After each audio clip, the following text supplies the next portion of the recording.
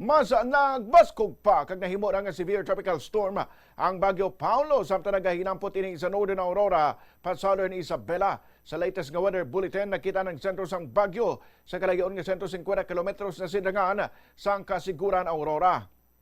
Dala sini ang kabaskugod sang hangin nga 100 kilometers per hour malapit sa sentro kag pagmadlos nga tubtob sa 125 kilometers per hour.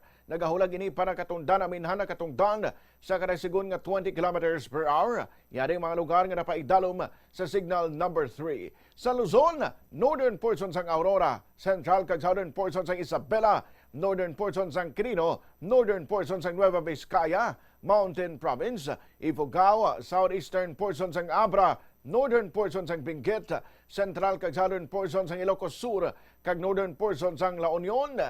Signal number 2 naman sa masunod nga mga lugar. Sa Luzon, central kag southern portion sang mainland Cagayan.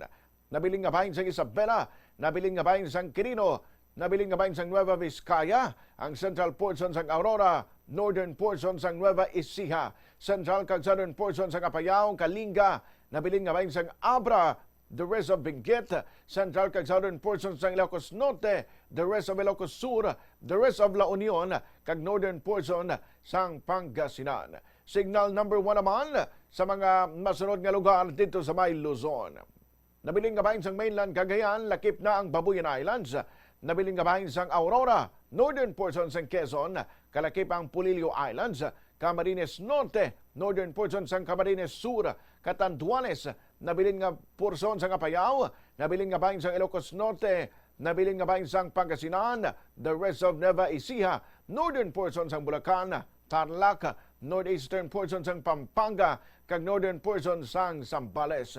Sa forecast sang State Weather Bureau, mahimo nga maglandfall ang bagyo sa Northern Aurora o sa Southern Isabela subong nga aga o karon sa udto. Pagkatapos maglaslas sa area sa Northern Luzon, magatuhaw iniliwat sa West Philippine Sea karon sa hapon o sa gabi kag magahulag para katungdan aminhan katungdan tubtob magwa na sa Philippine Area of Responsibility buwas sa aga para ini nga magabaskog samtang yara sa Philippine Sea. Wala man ginadula ang posibilidad nga mahimo ini nga typhoon antes ang paglandfall apang mas mataas ang chance nga malabot sini ang among kabaskugon kunyara na ini sa West Philippine Sea.